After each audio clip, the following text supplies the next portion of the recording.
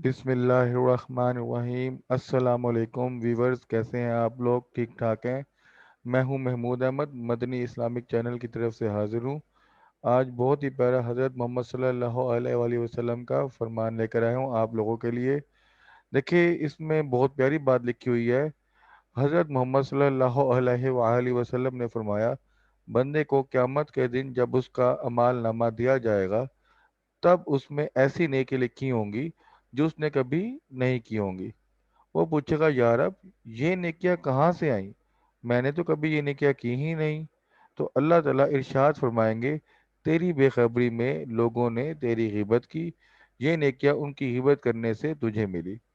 तो देखें, ये हज़रत मोहम्मद सल्लल्लाहु अलैहि वसल्लम का जो फरमान है, इस फरमान से हमें सबक मिलता है कि हम किसी की गिबत ना करें।